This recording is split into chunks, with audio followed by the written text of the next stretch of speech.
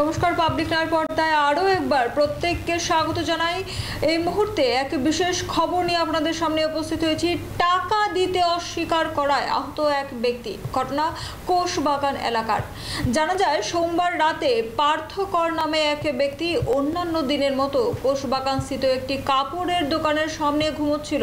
ঠিক এমন সময় ভানু দেবনাথ নামে এক ব্যক্তি এসে তাকে টাকা দেওয়ার জন্য বললে পার্থ টাকা দিতে অস্বীকার করে। টাকা না দেওয়ায় ভানু তৎক্ষণাৎ পার্থকে কেচি দিয়ে তার গলায় আঘাত করে ঘটনাস্থল থেকে পালিয়ে যায় বলে জানা যায়।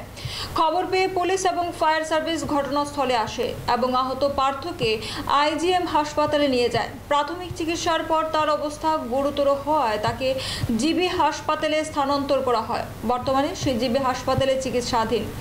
জানা যায় বিএনএস ধারা অনুযায়ী একটি মামলা হাতে নিয়েছে এবং সেই মামলা অনুযায়ী তদন্ত করছে পুলিশ। শুনব এ বিষয়ে পুলিশ কর্মীর বক্তব্য।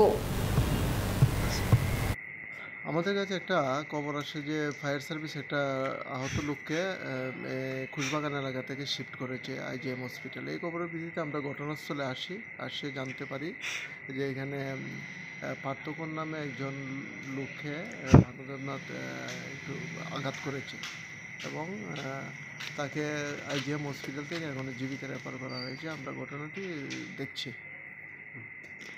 এখন আহত ব্যক্তির অবস্থা কীরকম দেখলেন বা জানলেন? এখন জিবিতে আছে, তার ট্রিটমেন্ট চলছে।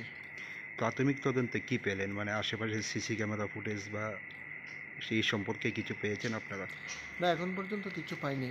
আমরা ঘটনাটা ইনভেস্টিগেশন করে দেখছি তার সঙ্গে কে জড়িত আছে। আপাতত আমরা একজনের নাম পেয়েছি, বিষয়টা দেখছি। কি কারণে এই রক্তাক্ত, মানে কিছু এখন আমরা ডিটেলস কিছু পাইনি। পেয়েছেন?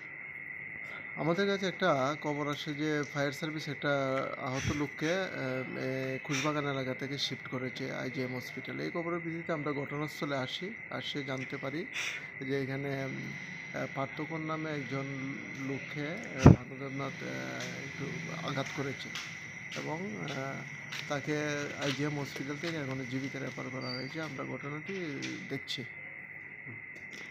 এখন আহত ব্যক্তির অবস্থা কীরকম দেখলেন বা জানলেন? এখন জিবিতে আছে, তার ট্রিটমেন্ট চলছে। প্রাথমিক তদন্তে কি পেলেন, মানে আশেপাশে সিসি ক্যামেরা ফুটেজ বা সেই সম্পর্কে কিছু পেয়েছেন আপনারা? না, এখন পর্যন্ত কিছু পাইনি। আমরা ঘটনাটা ইনভেস্টিগেশন করে দেখছি তার সঙ্গে কে জড়িত আছে। আপাতত আমরা একজনের নাম পেয়েছি, বিষয়টা দেখছি। কি কারণে এই রক্তাক্ত, মানে কিছু এখন আমরা ডিটেলস কিছু পাইনি। আমাদের কাছে